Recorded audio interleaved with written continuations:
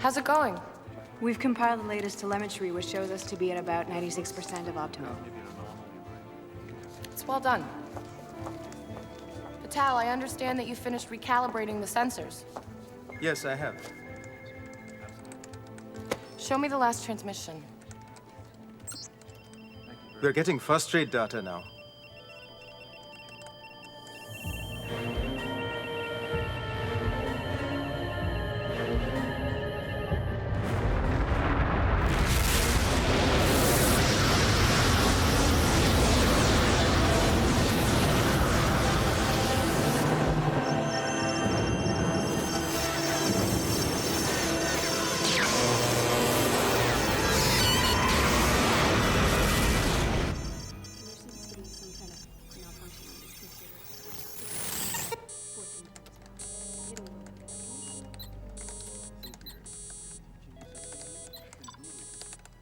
We lost the signal from the probe. Let me replay the data from the auxiliary sensors to see where the problem lies.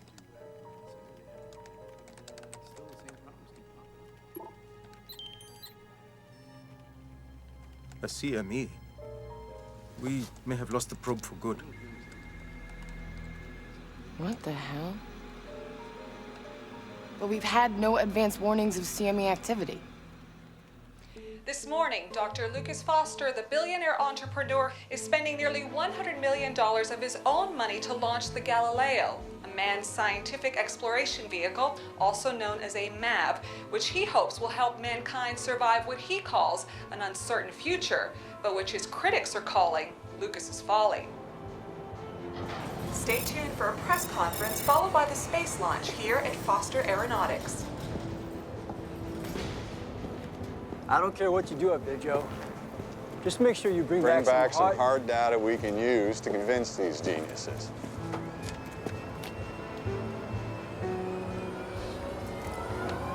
Better get up there. Have yourself a hell of a ride. I will.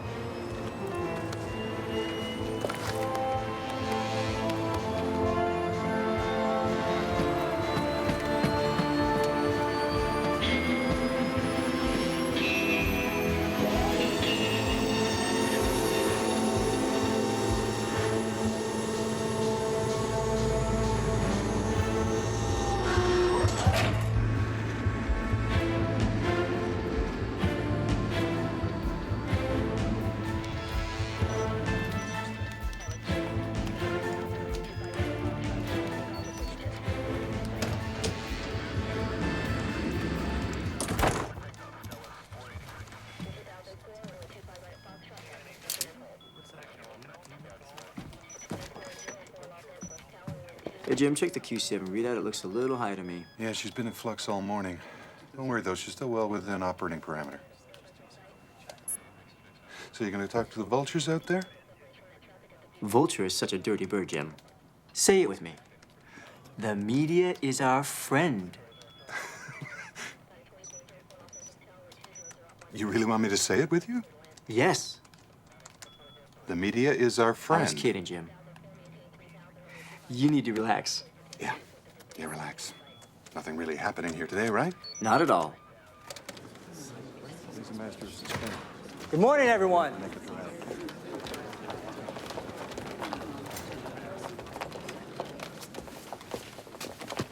I'm afraid my remarks are going to be abbreviated because launching a vehicle into orbit is a complex job, especially when I have to make every penny count, unlike my former employers in the public sector. But the question which is really on your minds is, why would anyone be damn fool enough to waste $100 million to send a vehicle into low Earth orbit to study greenhouse gases? We all know how man-made pollutants are wreaking havoc in our atmosphere, and how these deadly emissions are increasing exponentially the more fossil fuels we burn. What you don't know is that last year alone, methane concentrations inside our atmosphere tripled with potentially disastrous consequences for the environment. We need to do something. The problem is, we don't know what. My pilot, Joe Johnson, is taking the Galileo up to collect data so that we may find that answer. Any questions? Yes. Your old boss, Bradley Stamp, categorized this launch as sheer lunacy. Is he right? It isn't the first time he's called one of my ideas crazy. I think Brad is still a little upset I didn't let him invest in my company before I went public. Hilarious. Would you explain why you're using a Russian-built craft today instead of an American one? It was cheaper. But the MAV Joe will be piloting doesn't skimp on quality or safety. Russian-built products are as good as anything we can make in the West. I'm sorry we had to cut this short, but time is money, and I've got to go burn both. Thank you. Thank you. Man's a magician. That was Lucas Foster. Lucas is making $98 million go up in smoke.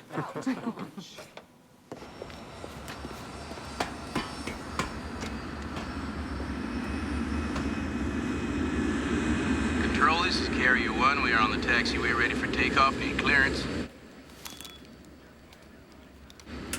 Galileo, how's the startup coming? So far, so good. How's it compared to the simulator? You remember having a bit more leg room on the test launch. Lucas, next time the Russians offer you a deal, make sure it's one designed for humans, not chimpanzees. In your case, there might be some confusion.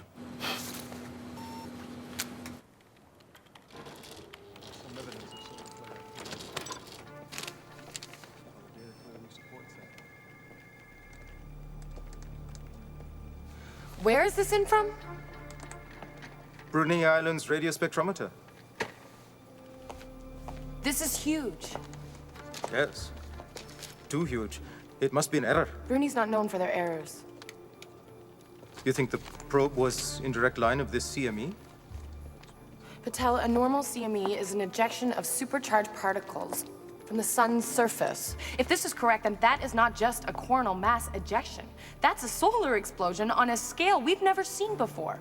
Check the databases. In your 12 years here, have you ever seen a CME this big? Now, let's not jump to conclusions. I'm not jumping to conclusions yet. The NSO in Japan has offered to send us data, so has Anchorage, so has Chile, so... So, the probe was taken out 46 hours ago, and this just showed up from Brunei. If this is accurate... And it looks like this thing is heading right for us. I'm not gonna sit on my hands and wait for this thing to hit. We need to talk to the Europeans again, and call the NSO and find out where the data is that they promised me hours ago.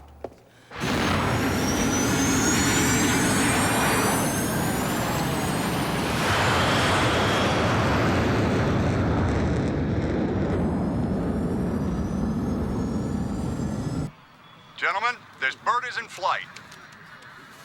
At 10:15 Eastern Standard Time, we have the launch of Lucas Foster's manned aerospace vehicle. As we can see in this replay, the MAV is being carried piggyback by a converted 727, which will climb to an altitude of 38,000 feet, where the Galileo will separate from the carrier plane. It will then fire its own rockets and ascend into the high reaches of the upper atmosphere to fulfill its Good for you, experimental Lucas. mission. According to Dr. Foster, the focus of this mission will be to measure methane levels in the thermosphere. The Galileo will be visiting areas Dr. Foster's team believes to have high concentrations of these deadly gases in order to prove once and for all That he the is a environment self-absorbed truly is at lunatic. risk. Carrier 1 has reached launch altitude. Mav, I have you at 38,000 feet, and I'm initiating the drop countdown in T-minus 10, 9, 8, 7, 6, 5, 4, 3, 2, 1. Carrier 1 beginning rollout. The sky is yours, Galileo. Roger that. Separation successful, firing booster rockets.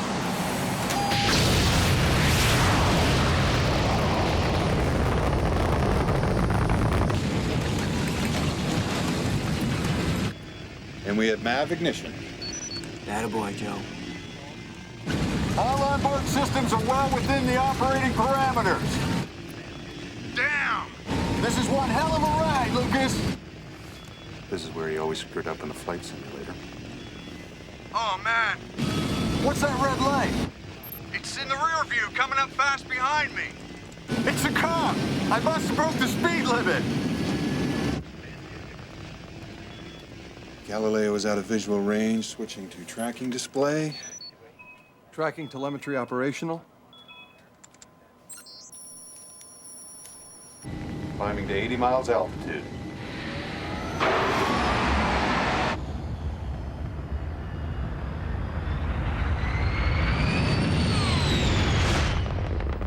very close to the first methane checkpoint. He should be reaching it in... 6.3 seconds. Exactly. Joe, how you doing there? Just fine. I'm about to switch all the sensors and monitoring equipment. Larry, we have an alarm in Sector 3. Maybe a malfunction. Give me a reset and a full diagnostic. Joe, do you read me? We're showing an alarm in Sector 3. Give me your status.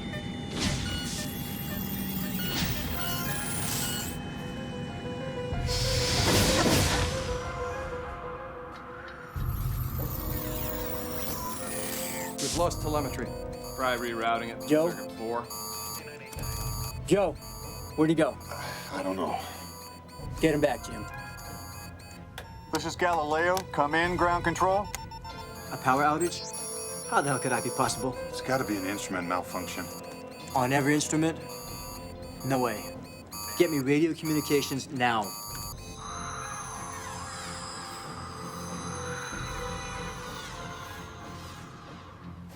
This is Galileo. Come in, ground control.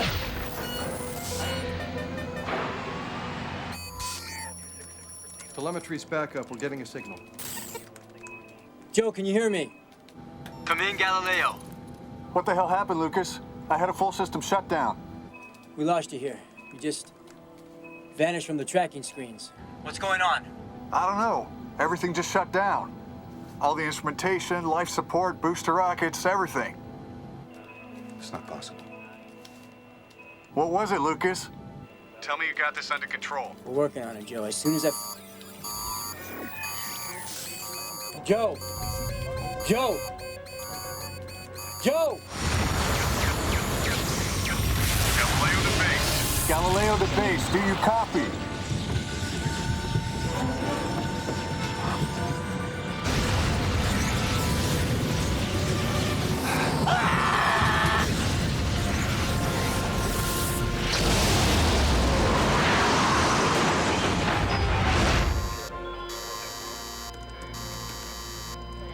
Joe! We have full signal loss. No telemetry. Larry, check the emergency transponder frequency. No go. Satellite tracking indicates multiple targets on Galileo flight path.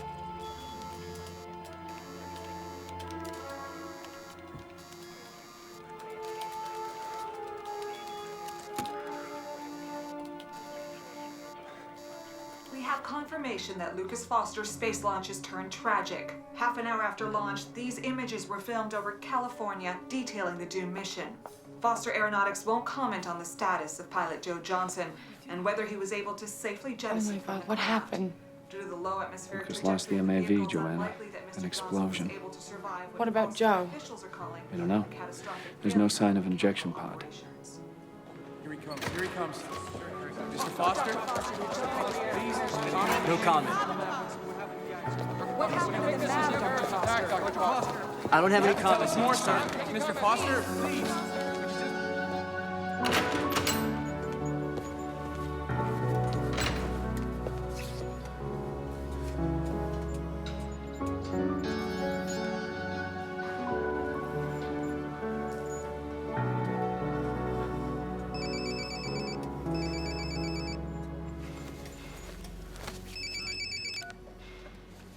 Lucas?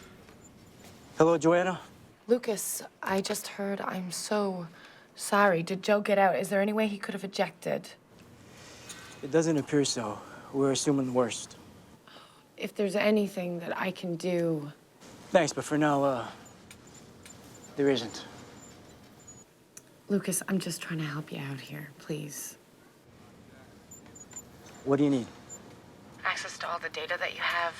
Tracking, flight logs, sims. All right. Just before the explosion, there was a brief power loss.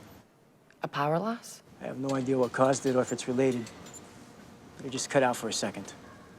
Joanna. Yeah. This isn't a Brad thing, is it? It's you that's asking? Yeah, Lucas, it's me. And I am so sorry. Thanks.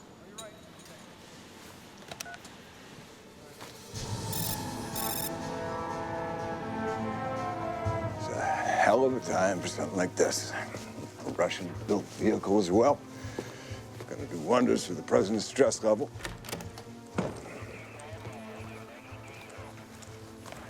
Excuse me, Admiral, but I fail to see the relationship. The Russian submarine fleet has run the maneuvers off the Greenland coast, Colonel Albee. They got 12 submarines in the water. It's a Security Council-approved exercise, Admiral. Exercise, sure. See, the thing is, we don't want them backsliding into communism, so we say, sure, go ahead, have fun. I still don't see what that has to do with the MAV explosion. If they so much as float a boat, even an inch over approved lines, I want to know about it. Do y'all hear me? Yes, sir. Yes, sir. I want to know because the president expects me to know. Now, these exercises aren't hostile, but we have good reason to suspect that 3 of their subs are carrying nuclear missiles. Now, if a Russian-built space vehicle blows up in midair, Colonel, are you going to be the one to trust Russian subs with onboard nukes? I see what you mean about stress levels, Admiral. Lucas, I've been looking all over for you. You need to see this. What is it? I just started getting the feeds from the MAV. It picked up a methane spike. It's off the charts. Sensors must have failed in the explosion. This can't be. Yeah, but look at all the other data. It's right on. This is crazy. This can't be right.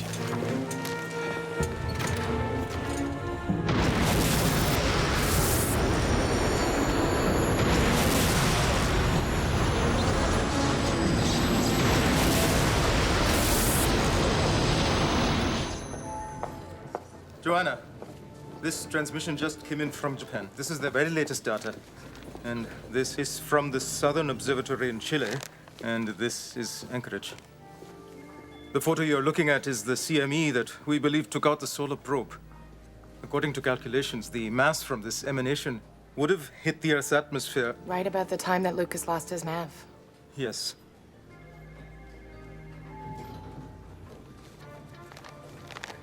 These new views show the sun emitting multiple CMEs in a short time span. The sun has never done anything like this before.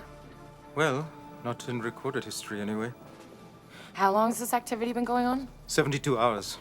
If these motion calculations are accurate, then the CME cluster is on the ecliptic heading towards Sector 12. Which brings the Earth directly into its line of fire. Yes. Joanna, you know, I've been looking all over for you. Brad, we have a big problem. How big?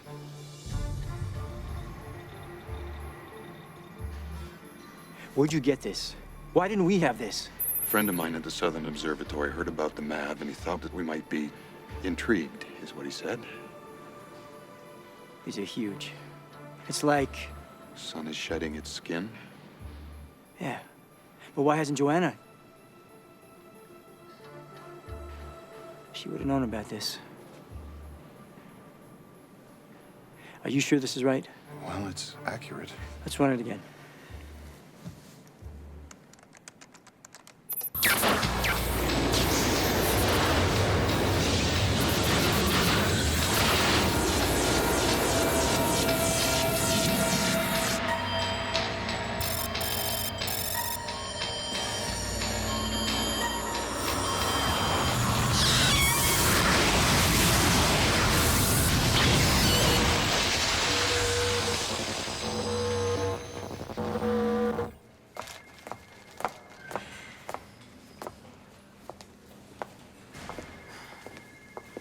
Lucas, what are you doing here? You scared the hell out of me.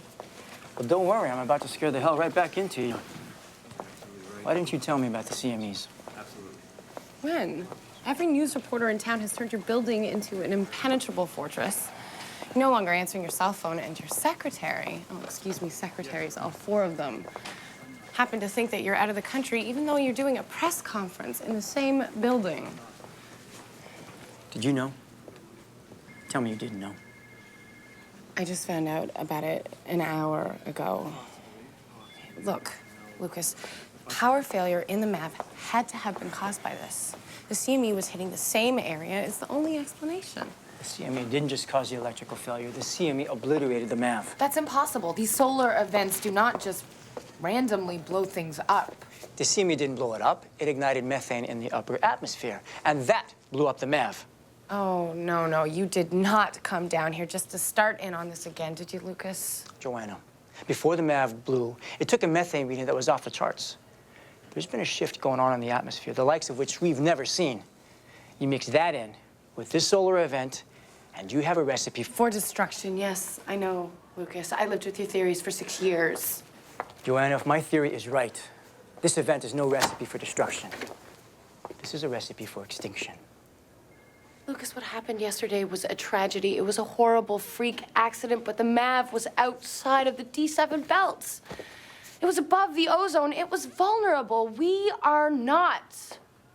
The CMEs that I saw are like nothing we've ever encountered before. Not only will they take out anything in the outer atmosphere, they're packing enough power to break through the ozone, especially with those cute little holes we keep punching into it. I'm done listening to this. This is unsubstantiated conjecture. Of course it's unsubstantiated. The MAV was destroyed before I could collect the evidence to prove it.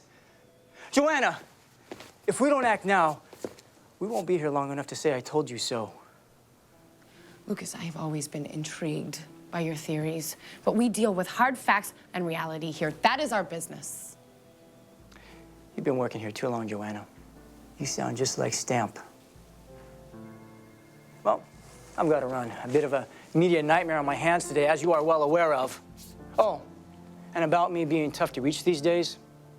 When you called my cell yesterday, right after the MAV was destroyed and I was in total crisis mode, I answered on the first ring.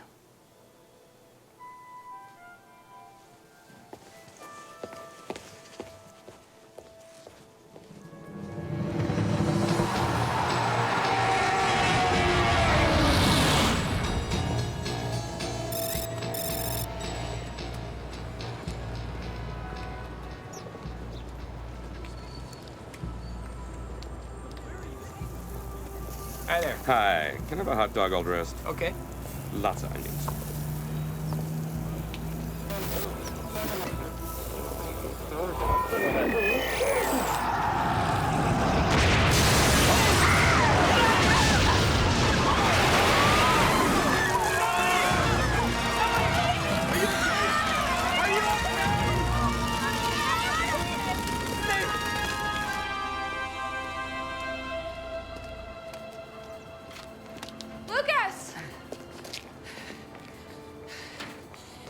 Again. What? You quoting policy like Stamp? Look, an old weather satellite just crashed in the middle of downtown Detroit. Its orbit took it directly into the path of a CME. They're already reporting 8 known casualties, 17 wounded, and more missing. I'm taking your theory to Stamp. I thought that you should be there. Okay. We're gonna need to go over everything you've got on the CME cluster, the updated telemetry and tracking from the network. These CMEs are being tracked by the European Solar Imaging Probe. Could you show us the closest one, Patel, please?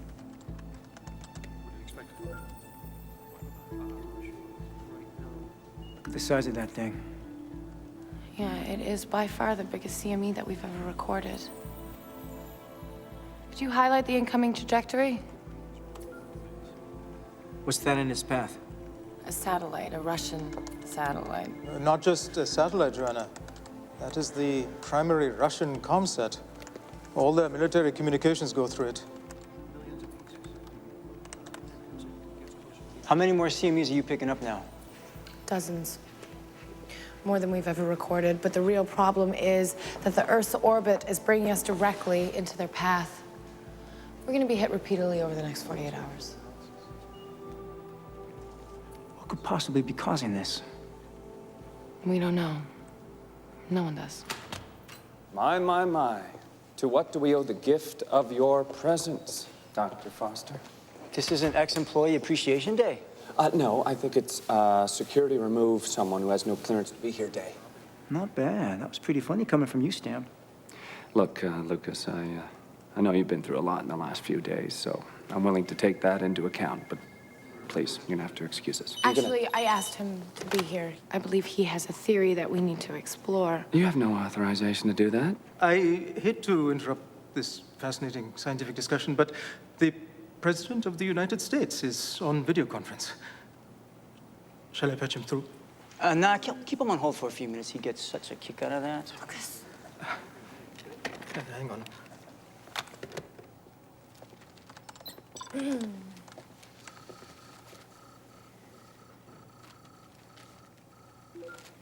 Brad,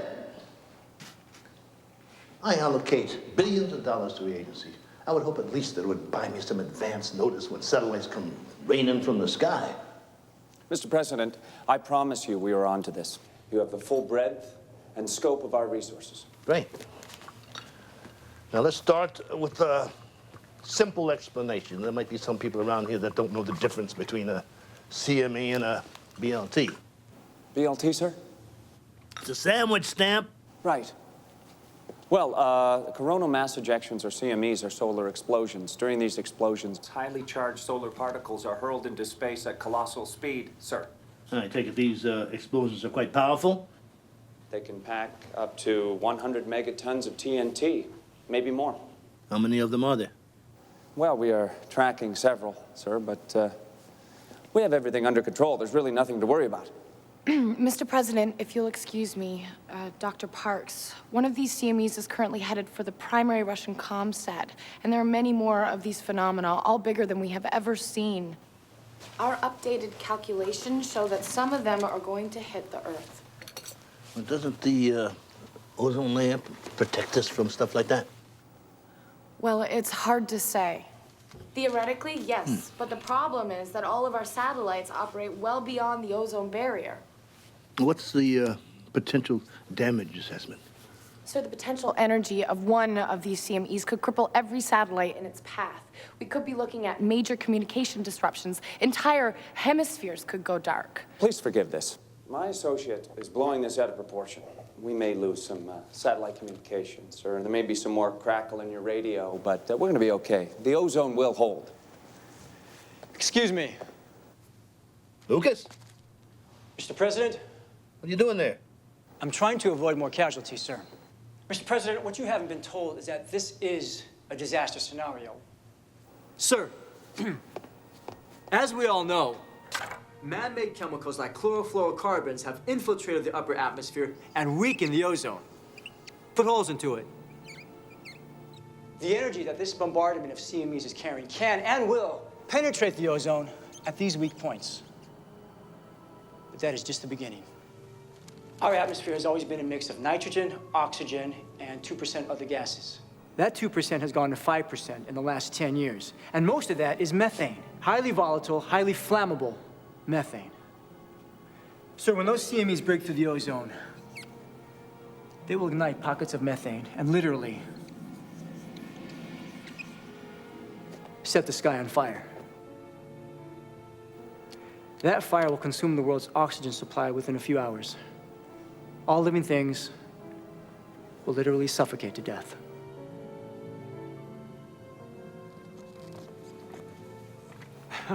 Mr. President, with all due respect, Dr. Foster's elaborate claims are entirely based on speculation. Well, we all agree that these things are coming our way, right? Yes, we do. What's the time frame? Well, the first CMEs have already begun to hit, and it will get increasingly worse over the next 48 hours. I will take all this under consideration. You'll let me know immediately if you have any further information. Yes. Thank you for your time. Sir.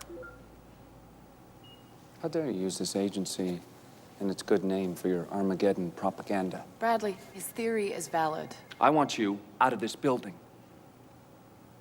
Thank you, Dr. Foster.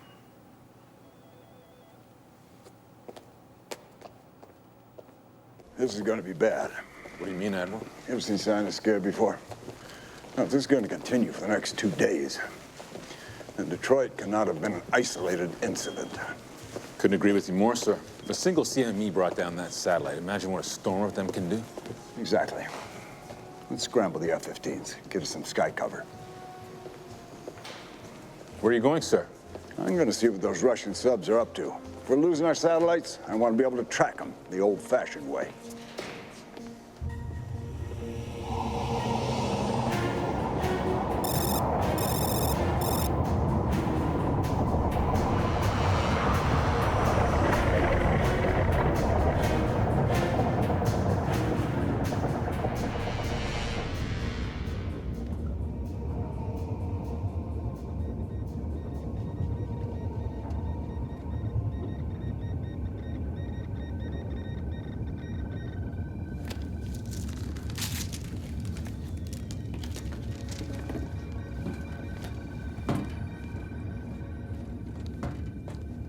Captain, this just came in.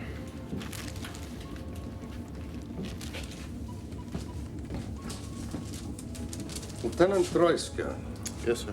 Set new coordinates. 10 degrees south, 5 degrees west, increase speed 5 knots, and take us to 300 meters. Captain, it's going to take us closer to the international boundaries. That is correct, Lieutenant. Aye, sir. 10 degrees south, 5 degrees west, increase speed 5 knots, take us to 300 meters. Captain, what is going on? Officially, nothing. Unofficially? We're going to show the world that Russia will not be intimidated.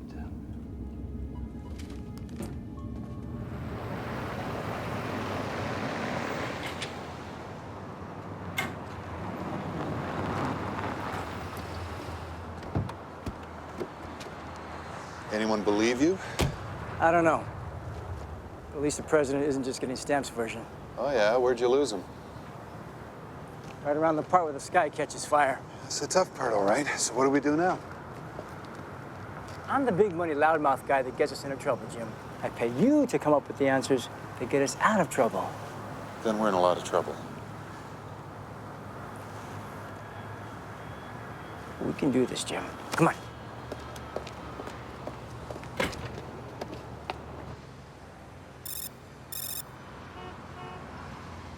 Yuri, our experts tell us that a huge solar flare is headed right toward your main communication satellite. Now, when they collide, it's going to knock your satellite right out of the sky.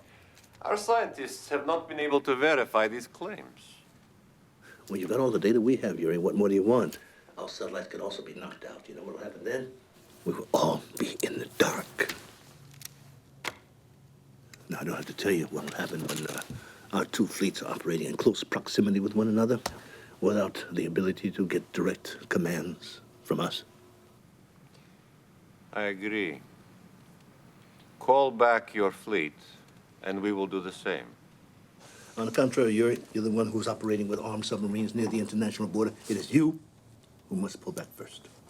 I have full permission from the other members of the Security Council for these exercises. If and when we are convinced of the authenticity of this threat, we will join you in taking the appropriate measures. Authenticity? Yuri, 4 hours ago, a satellite dropped in downtown Detroit. If you want to know about casualties, it's on every major network. I'm deeply sorry for the tragedy in Detroit, but my first responsibility is to my country. Yuri, there's an old saying, after pride comes a fall. Now, why don't we both put our pride aside and work together to prevent further casualties? How about that? Okay, Ryan. I will order my subs to pull back. I trust you will do the same with your fleet. You have my word, Yuri. It will be done. Thank you, Yuri. Colonel, is there any way to prevent the satellite from coming down? No, sir. Its orbit is directly in the path of the CME. Admiral Lawrence, what's your take? If we position ourselves in a perimeter in the North Atlantic, our subs can monitor any breach of international waters by their subs during the communication blackout. Then do it. But alert our commanders that we may also lose communication and that they should keep their cool. Yes, sir. I know any trigger-happy idiots out there. No one is gonna believe us. Not a word. Yep. No one will ever give me as much as a dime for future projects. Yep. You're gonna be working fast food for the rest of your life. Yep.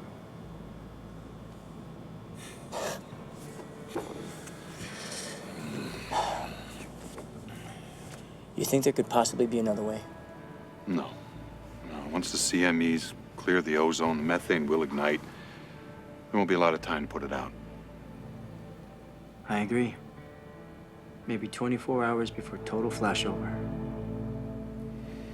Yeah. Well, we better get going. Where? Back to the space agency. We need to put this matrix through some real simulations. We don't have the processing power here. Lucas, they just kicked you out of there. Jim, it's a space agency. It ain't the Kremlin. Come on.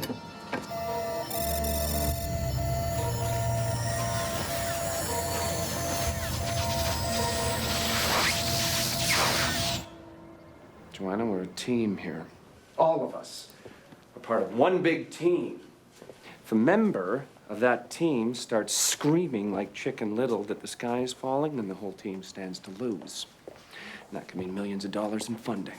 I can't believe that you're talking about funding at a time like this. Have you seen the data? We have an obligation First and foremost, to your job, to your co-workers, to the people that pay your salary, not to some crazed radical who thinks he's important just because he has some money. Not to some pseudo-scientist, and not to an ex-husband who you may or may not still have feelings for. How dare you say that I would let my relationship with Lucas sway my opinions or my actions? You know what, Brad? What? You're being blinded by jealousy. The only one whose judgment is being compromised here is you. Dr. Parks, you are Excuse me, the next of the CMEs has started to hit. I think the Russian primary comsat is about to be annihilated.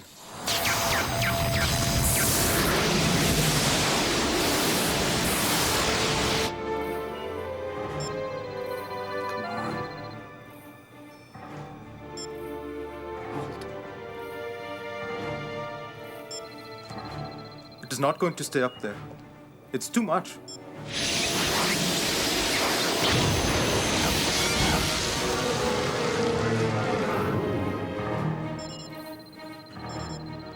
We're gonna have to get NORAD on the phone. The satellite's coming down.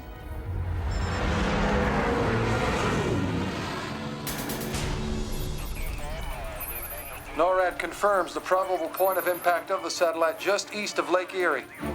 Copy that. We have 2 F-15s on intercept. This is Delta Patrol. We've got cloud cover, but I have the object on my radar.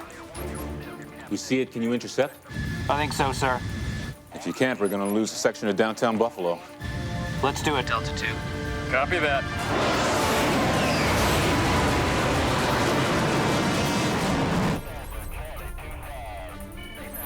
Bogey 10 miles from Buffalo inbound.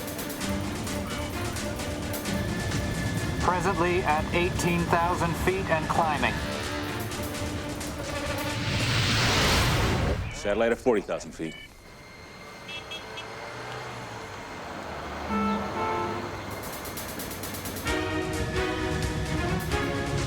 Satellite at 33,000 feet. Roger that. We're at 27,000 feet.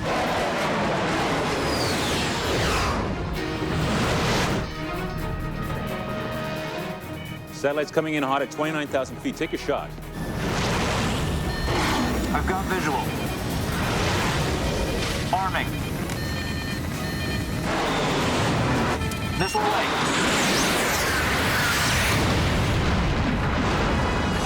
It's not a clean kill. We've got debris.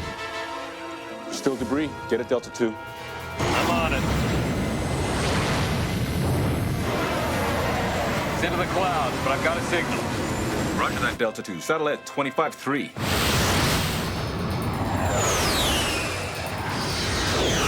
Tracking target.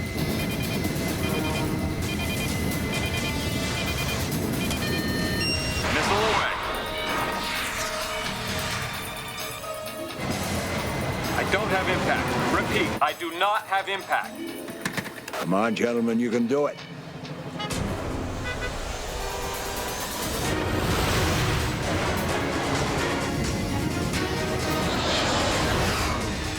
You only got one shot to do this.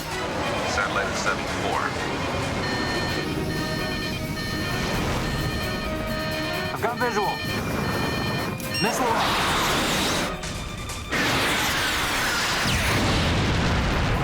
Yeah! He got it! Yes!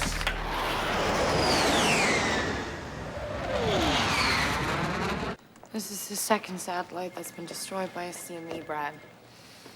And there is no way to know how many others will be affected as the rest of the CMEs hit. We need to get better informed. I want a direct feed from every observatory that you can get a hold of, and I want them patched in here as soon as possible. Anchorage, Noricora, Las Campanas. I don't care if it's my nephew in his backyard with a pair of binoculars. I want them all online. I want to know if so much as a bottle rocket goes off. All right. Anchorage.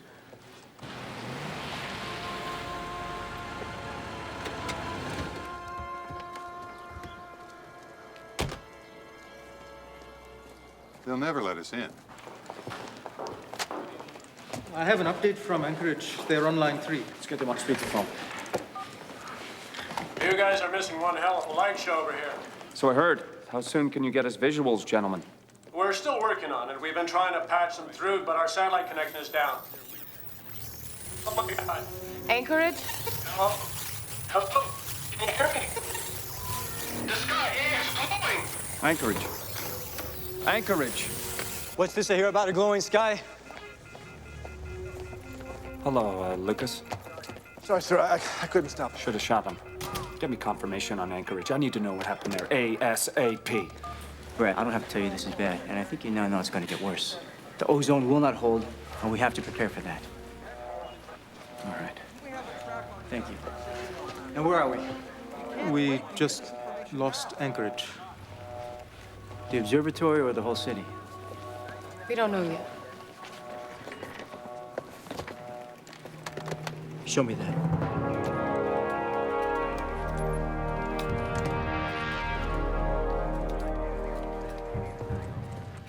Admiral, what is it? The Russians promised they were going to downgrade the combat status of their subs. And they didn't? Not quite. Their ComSat went down before they could contact the final sub. So this sub has zero contact with their commander. It gets worse. The order to recall our subs to safe water was in transit. Now our comms are down. And not all of them received instructions. Not all of them. How many? 2. The Ocala was just north of the Azores Islands. USS Lansing is off the coast of Greenland, monitoring the Russian fleet maneuvers. So 2 of our subs are out there, somewhere, just waiting for a Russian sub to cross the safe water boundary. I just pray to God those men, theirs and ours, show a little judgment.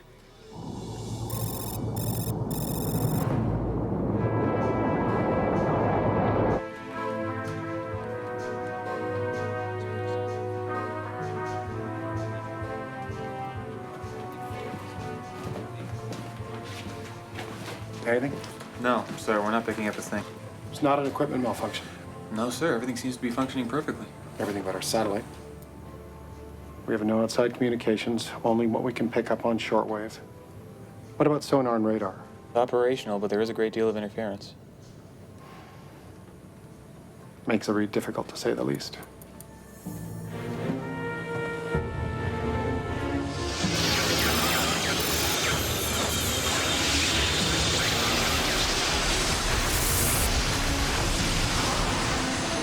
Scientists say this massive display of northern lights is a visible indication of the bombardments of supercharged solar particles. These particles are shorting out satellite circuitry and causing energy surges in electrical transmission lines. Due to mounting satellite losses, global government agencies have taken the unprecedented step of commandeering the use of deep-sea communication cables that are shielded from interference to allow communication to continue as this worldwide crisis deepens. The international Sir? images Mainland China just went dark. were allowed to pass through this new Not 100% certain. It could have been an accident, or it could have been as Lucas predicted. We're trying to get some hard data, but with our satellites down right now, we're running deaf, dumb, and blind. The power of these images is clear in this recent footage from Eastern Europe. Mr. President, Throughout the night, the you should see spectral this. glow of supercharged northern lights shone on scenes of increasing unrest. In Berlin, government buildings were set alight by protesters demanding action. Mass demonstrations of public unease over the solar crisis also drew police or military responses in Poland, Romania.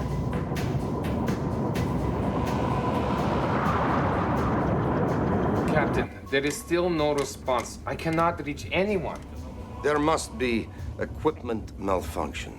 I have run full diagnostics twice. There is nothing wrong with our system. There must be. Run them again. Yes, sir. All stations to full alert. I do not wish to be caught by surprise. Lieutenant Troysk. Yes, sir. Take us to 100 meters. These are not our orders, sir. I know this. But perhaps our communications will clear up at the shallow depth.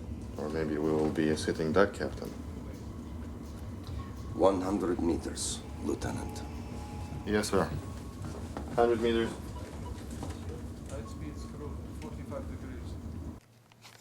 Mr. President, these CMEs that have overloaded power grids and knocked out our communication satellites are nothing compared to the last few that are going to hit our northern and southern hemispheres.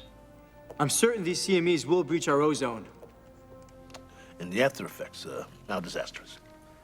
Far worse than disastrous, sir. The burning methane fires in the stratosphere will increase in intensity and magnitude until they reach a point of flashover.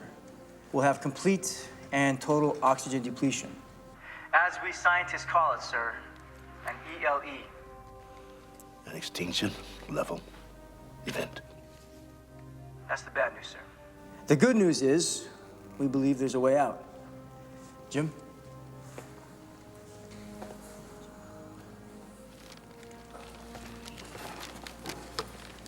Well, sir, Mr. President, if we're facing the world's biggest fire, then what we need is the world's largest fire extinguisher. The most probable point of penetration is wherever the ozone is the weakest, and that would be over the poles. Now, this is a good thing. We've calculated that a 20-megaton nuclear device detonated closest to the entry point of the CME will bring enough water vapor into the atmosphere to extinguish the flame. Wait a minute, are you serious? You're asking me to nuke the North Pole? You out of your mind? It's the only scenario which will work, sir. Dr. Parks, what do you think of this theory? Sir, if the ozone layer doesn't hold, the solution proposed is a viable one. Stan? Sir, this is neither my scenario nor my solution, but I feel in light of what we're dealing with, you should hear it all, sir. Okay. Okay, so let's say I approve this order. Then I authorize an ICBM strike on the polar ice cap. No, sir. Because our outer atmosphere is so unstable, an ICBM won't work. It has to fly too high. We should launch from a submarine at close distance. The only subs we have close to the North Pole don't have that payload. But we know of a Russian sub in that general area. The Vosnesensk. And it's loaded. The Vosnesensk? We can make this work, sir. We need to get that sub. Even if we were to act on this elaborate fantasy, we can't contact our own subs, let alone the Russian subs. As Admiral Lawrence points out, there are difficulties with your proposal, Lucas. Okay, look. I'm gonna have to take all of this into consideration and get back to you. Mr. President, time is one thing we don't have. We need to get this plan into action now. If we wait, it'll be too late, sir. Lucas, what you propose is very risky. I want to weigh all these options, and I will get back to you.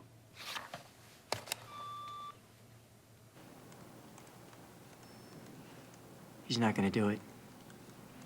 Do you blame him? I will when we all die. You made your pitch. The president has all the information. He doesn't realize we're out of time.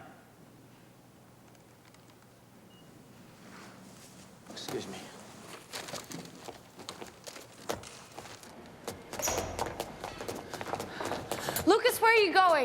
The Voznesensk. The what? Look, I know that Russian sub-commander, Joanna. Before the MAV was airborne, it was tested for splashdown in the North Atlantic. The man in charge of the test was a Russian sub-captain named Grigorovich.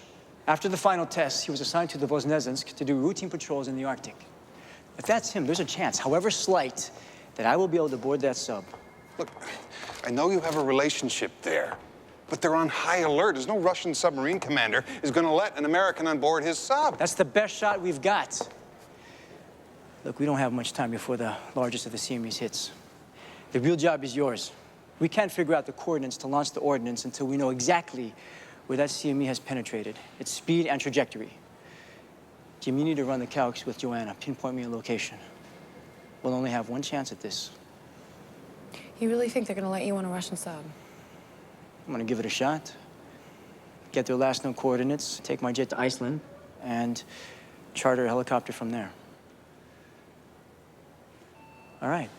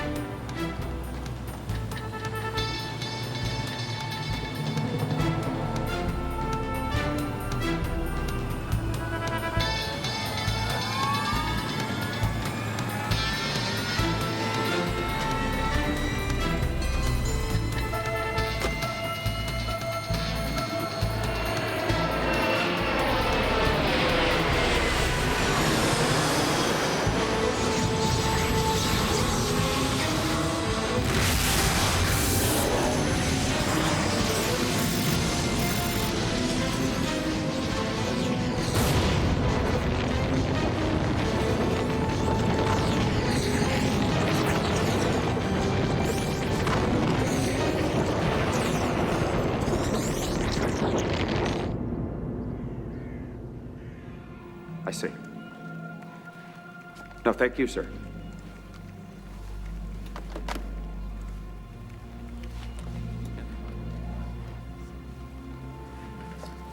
Just got a fragmentary communication. Not quite sure. Brad, what is it? I think New Zealand was just obliterated in firestorm.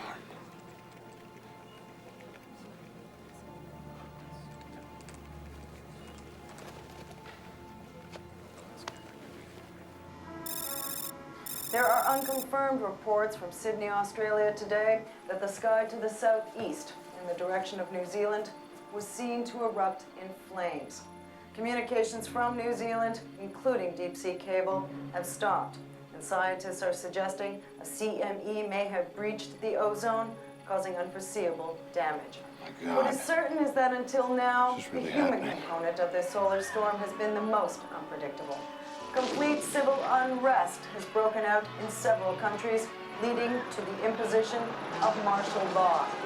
But as events in the Republic of Georgia and South Africa show, even military curfews have been ineffective against the near hysterical spread of panic and violence, as people fear the end of the world has arrived.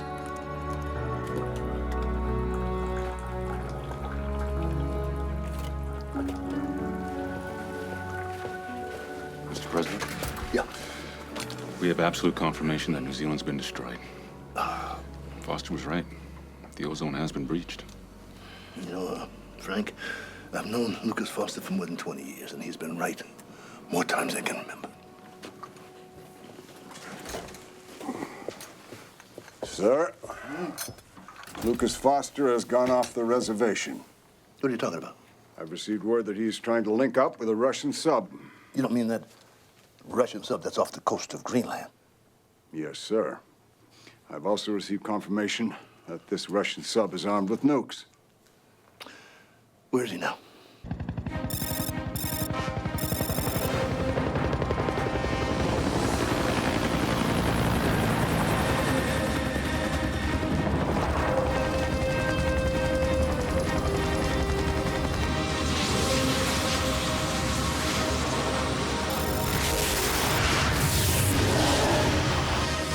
Captain, you need to take a look at this. We've got massive interference on the sonar. What the hell?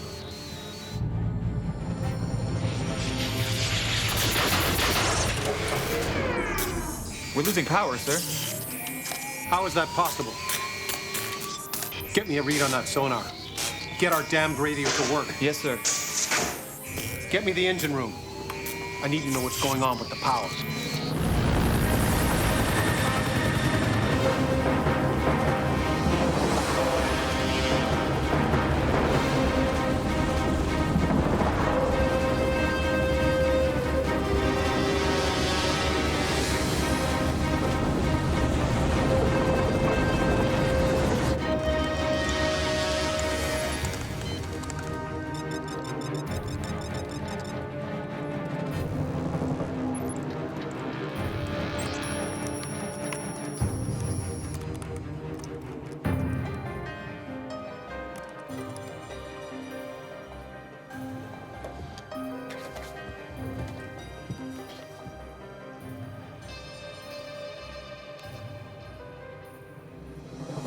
Calling Russian Navy submarine, the Bosniazensk.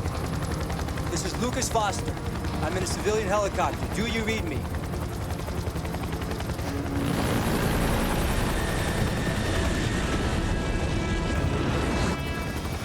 Calling the Bosniazensk. This is Lucas Foster. Do you read me?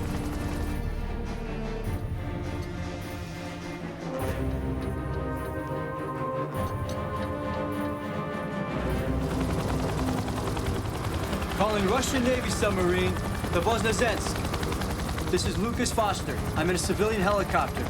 Do you read me?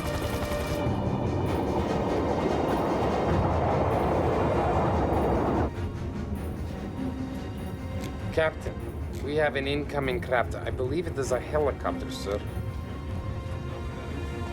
Helicopter? All the way out here, are you sure? Yes. I can hear it. A helicopter. Lieutenant Troiska. Yes, sir. Take us to periscope depth immediately. We need visual confirmation.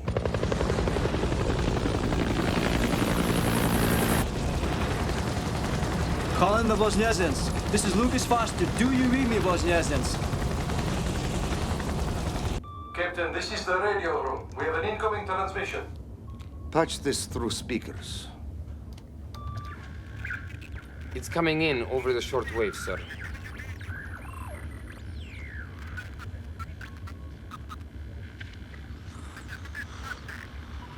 Captain, we reached the periscope depth.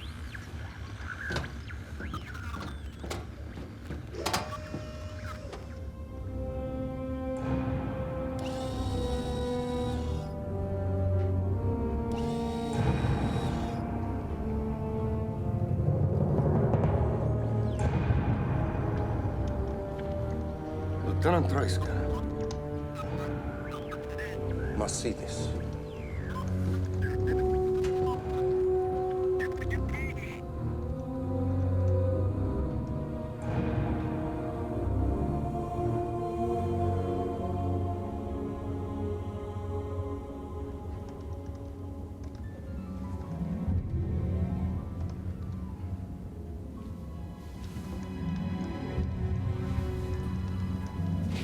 What's happening up there?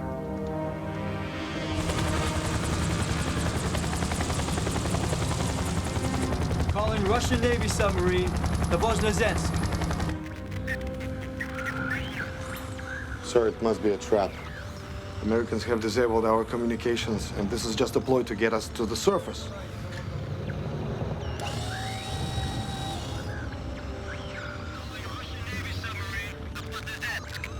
It is civilian helicopter. This is Lucas Foster. Misha, if you can hear me, I've got your favorite Cuban, hand-rolled by Castro himself. Take her up. Captain, please reconsider. This is against military protocol. You are correct, Lieutenant. Surface now. I will not repeat the order again. Yes, sir. Surfacing.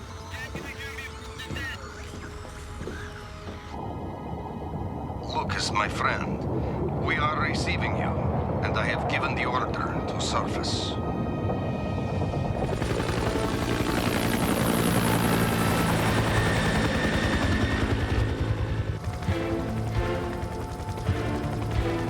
Yes.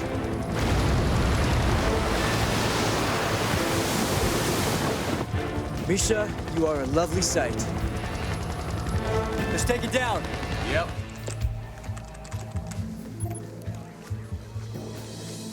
Admiral, intel has been picking up chatter around the globe. Several regions in the northern hemisphere are reporting fires in the sky. Clouds spontaneously combusting. Do we know if Foster boarded the Russian sub yet? No. Well, I guess we'd better get ready for hell on Earth.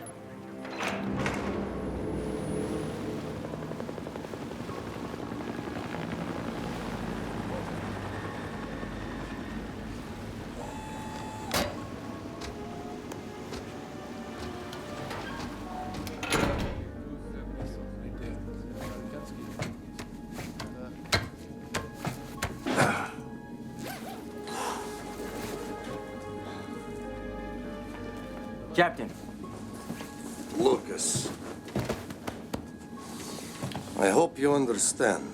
I'm in violation of strict orders having you aboard this vessel. I assure you, Captain, it's for a good reason. Besides, you're not able to communicate with the command operations, are you? How do you know this? Because your main ComSat dropped out of the sky. What is going on up there? The communications, the sky. We're being assaulted by a massive solar storm. I don't have time to give you a detailed explanation, but it's bad. It's real bad. And I'm gonna need your help and your trust if we're gonna stop it.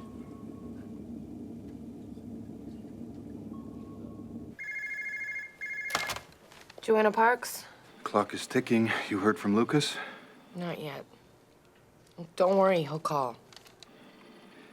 I hope so. I just got the final trajectory. I'll have the launch coordinates soon. Hang in there. Okay.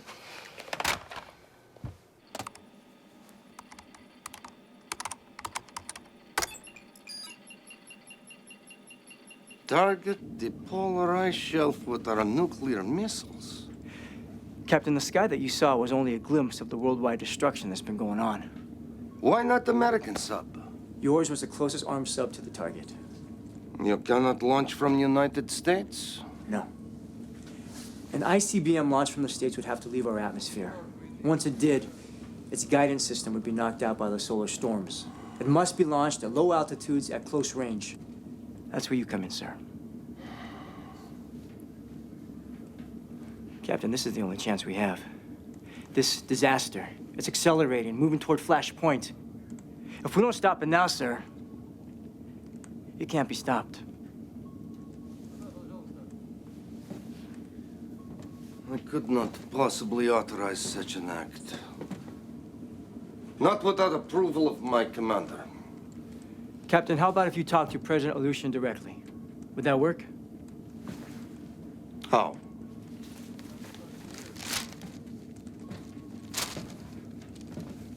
Captain,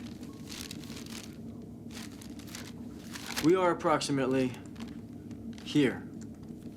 If we can get to here, the transatlantic cables, we can tap in and call the Kremlin.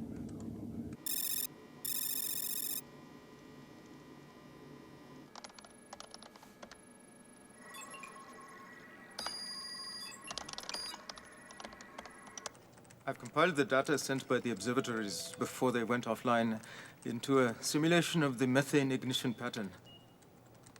Put it on screen.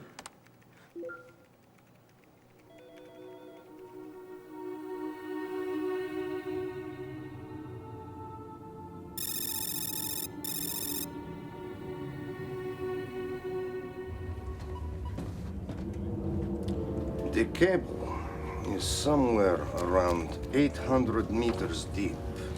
Approximately 2,500 feet. That is very deep for a sub of our class. Captain, that's the closest and shallowest point to the cable. Captain, if we go below 700 meters, there's a really good chance that the ship's hull will crumble from the pressure. When the fires in the sky intensify, they will deplete our oxygen. All life on this planet will suffocate in a matter of a few hours. We have to act now. Lieutenant, Set course for these coordinates. Initiate deep dive precautionary measures. Now, Lieutenant? Yes, sir. Initiate deep dive precautions. Sir, I'm picking up another sub. It's American. Captain, if we make contact, there'll be no time for explanations. Rig for silent running. Yes, sir. Rig for silent running.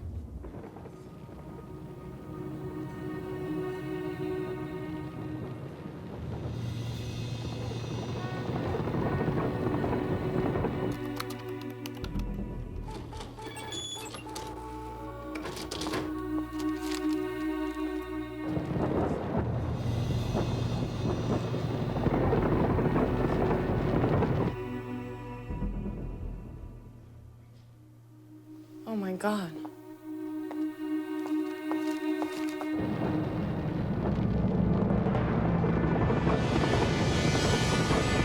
It's heading for us!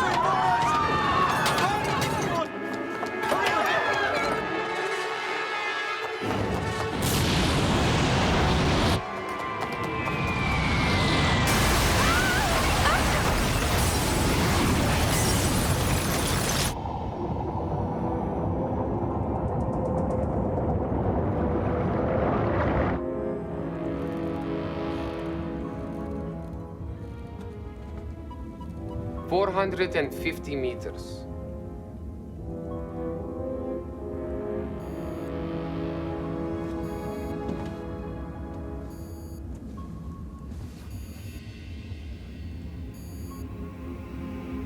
Captain, the American sub is getting closer. 8 degrees south, 30 degrees west of our position. Captain, do we keep with this dive? What depth are they at? 275 meters. Close enough to shout. But they have not heard us, have they? They're not behaving as if they have. Stay in the dive. Keep it smooth and very quiet. Yes, sir. Stay in the dive.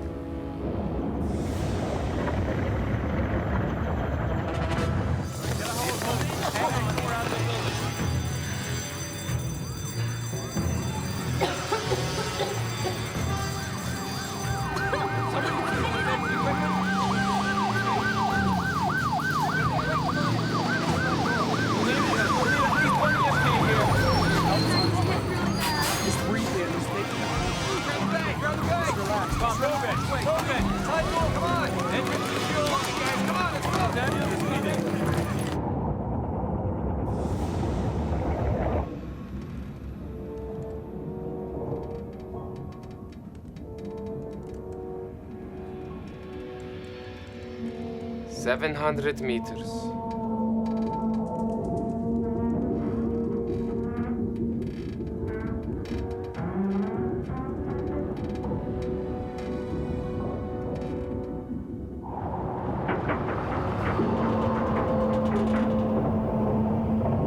Captain, I don't think she could take too much more pressure.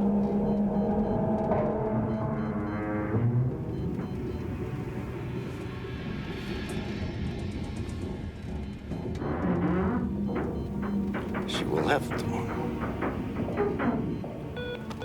And so she will.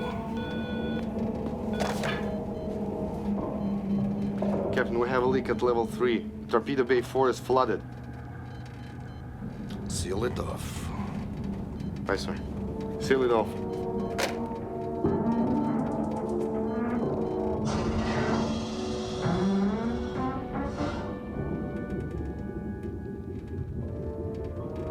$800 meters.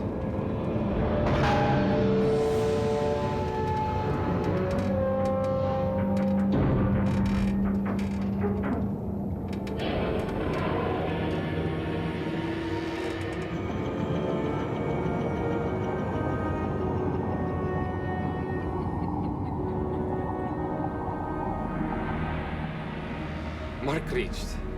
Full stop.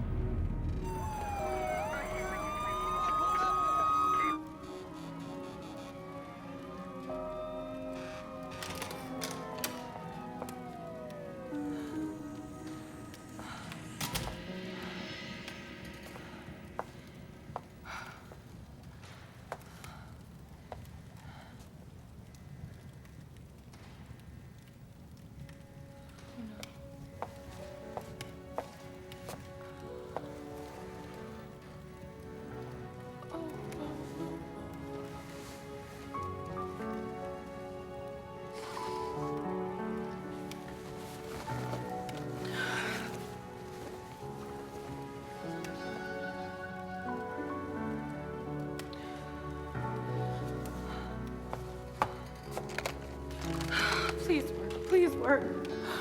Oh, thank God.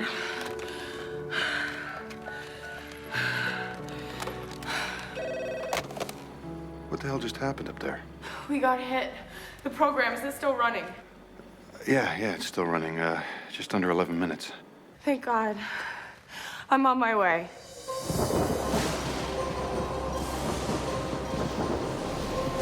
Господин президент, Magdalena Voznesensk. President Alyoshin. This is Lucas Foster. I need your help, sir. Mr. Foster, I believe I know why you are calling.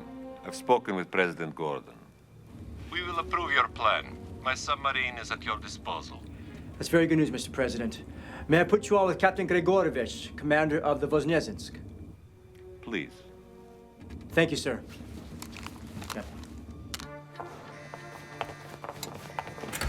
Oh, Dr. Parks, you can't go down there. Ned. It's not safe. Walls are collapsing. That's a chance I'm gonna have to take. Dr. Parks!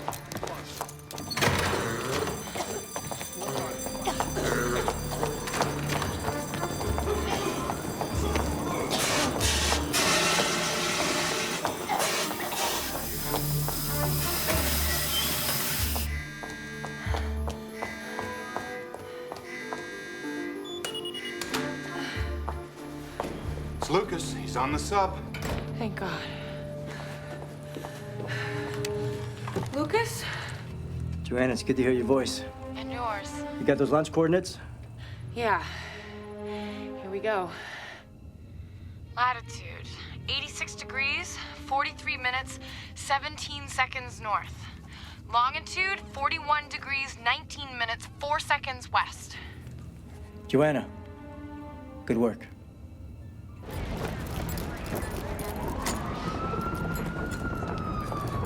I've never seen anything like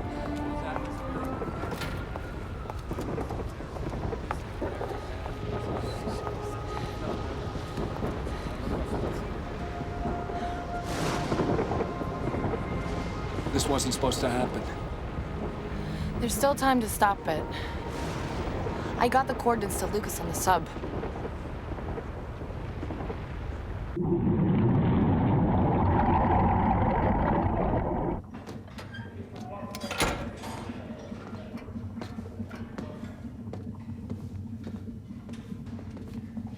Lieutenant, what's the status on our comm? The radio's still down, sir. No satellite guidance to speak of. I know we're still down, Lieutenant. I want an ETA and when they'll be restored. I wish I could give you that, sir, but every indication leads us to believe that this is an external problem. External? Sir, I mean, the problem is not with our comm equipment. The problem is with the source. Are you telling me the world's biggest superpower is just lost its SATCOM? Maybe it was a test? I have advanced notification of all maritime scheduled tests. Either way, we would have had communication. Which means the only reason we haven't heard from headquarters is that they went dark themselves. Are you insinuating we may have been attacked? Sir, we did experience a power surge and interference consistent with nuclear EMP. Captain, we may be picking up another sub. Maybe picking up another sub? I want a confirmation on that, and I want it now. Yes, sir.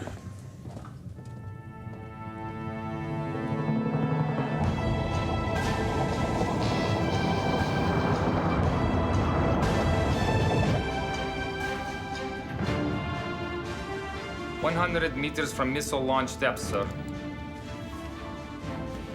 Input target coordinates, Lieutenant. Капитан, вы действительно собираетесь запускать ракеты с ядерными боеголовками? Да. Так точно.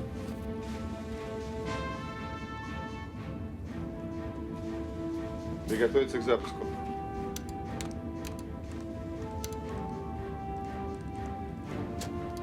Launch coordinates are set, Captain.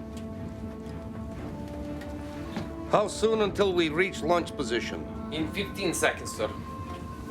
Unlock missile launch codes.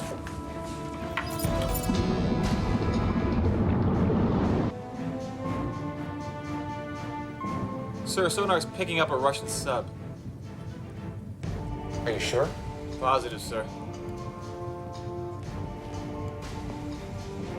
What's their position? Sir, they're over the safe water boundary inside Icelandic territorial waters.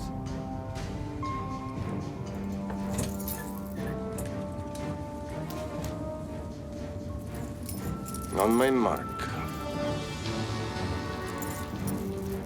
3, 2, 1, mark.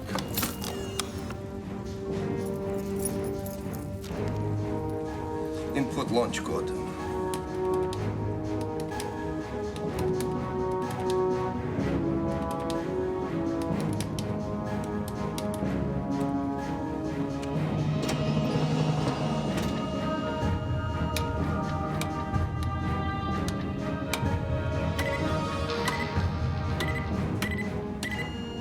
Now missiles are armed, sir.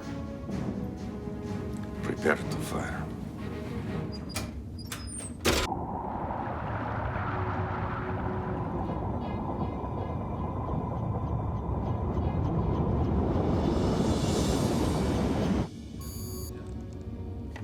Captain, the Americans, they have located us.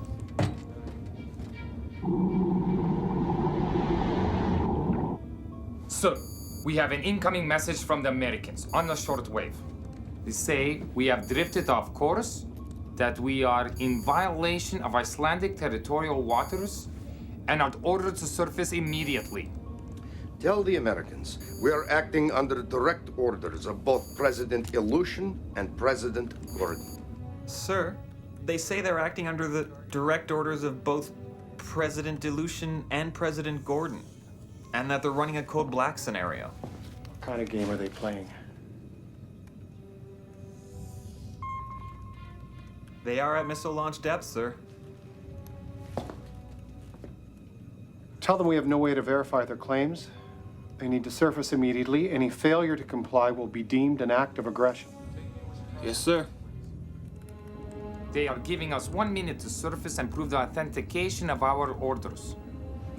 If we surface now, sir, it'll be too late. The window of opportunity has almost closed. We must do this now, sir. Send another message. Tell the Americans we are on a time-critical mission and that we pose no threat. Send this. Yes, sir. American submarine, we are on a time-critical mission, and our operation poses no danger to your vessel. Let them know we mean business. Yes, sir. On my mark. Captain, they're opening their torpedo bay doors. Lieutenant Troiska. I will not fire missiles, sir. Give me your key. We cannot do that. This is suicide. Lieutenant. Don't! Lock Lieutenant Troiska in his quarters. Yes, sir.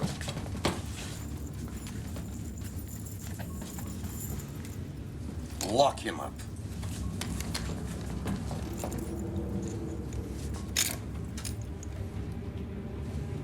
Now, Captain. Firing missiles 1 through 5.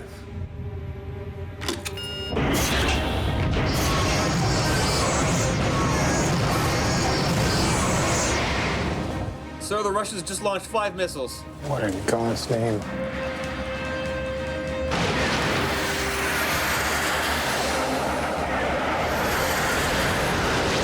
Sir, awaiting your orders, sir. Prepare to fire. We're taking them out. Sir, yes, sir. Prepare to fire. Send another message. Tell them we are surfacing. Fire when ready. Fire when ready. It's too late. Torpedoes in the water.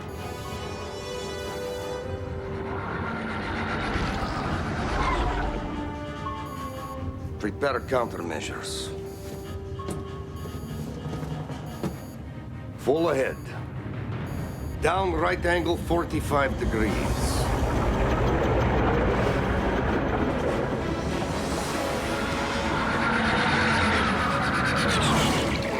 Fire countermeasures. Fire countermeasures.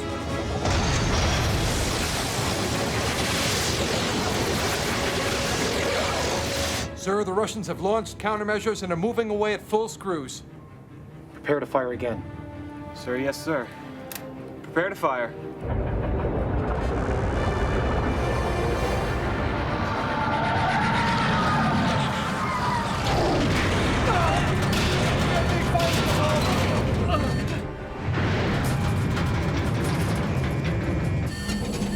Countermeasures successful. Fire when ready. Fire when ready.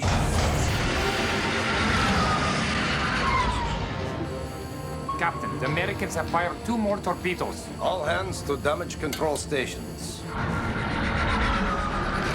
Fire countermeasures on my mark. And then hard turn 90 degrees starboard. 800 meters. 700 meters. Not yet. 600 meters. 500 meters. Fire countermeasures. Initiate turn. Harder. A little more. There. God help us.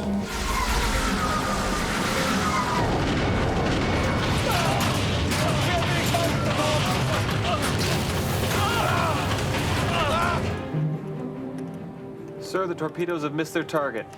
There is no return fire. Load torpedoes. Prepare to fire again. Damage report. Sublevel 1 has minor hull breaches in the pump room, sir. Plug them and evacuate. Yes, sir. Get me the shortwave radio.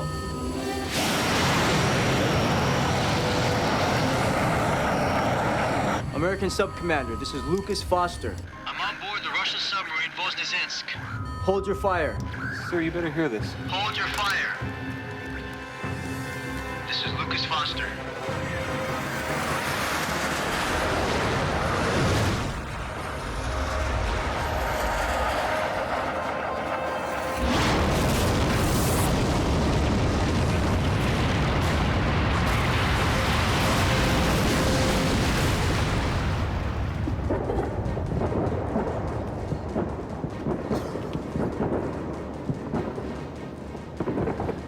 Succeed. We don't know that yet. Oh, face it, Joanna. The calculations must have been off, or maybe there was human error. Maybe he didn't get the missiles off. He did. I know he did.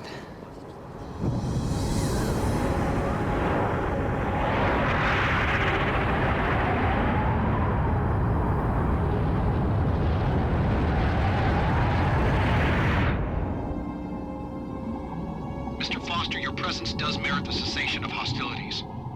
However, you must warn the Russian captain to maintain a neutral posture, to surface immediately and to surrender. They're demanding your immediate surrender. Never. Captain, it's just a formality.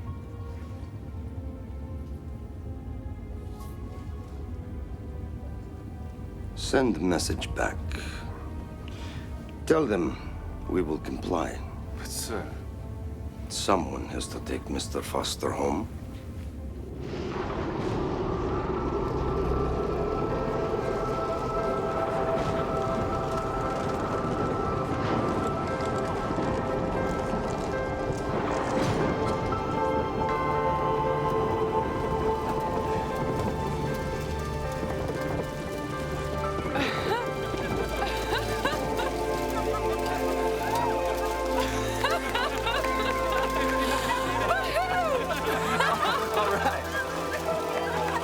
He did it. Yeah. He really did it.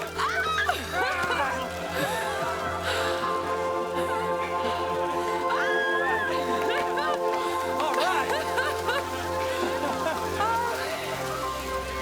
Yes! Mr. President, it worked. Lucas has done it. Yes! Captain, I owe you one. If there's anything I can ever do for you, Do not be such a stranger, Lucas Foster. The next time you are in the neighborhood, drop by. oh, and, I believe this is yours. Спасибо. Пожалуйста.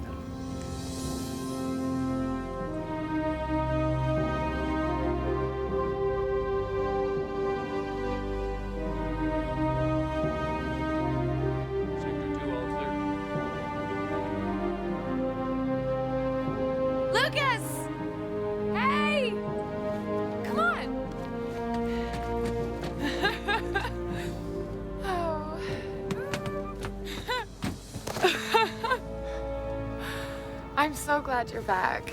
Thank you. Great job. Thank you. Hey. Welcome back. Thank you. So, where's the rest of the welcoming committee? We're having lunch with the president, Lucas. What more do you want? Well, I don't know.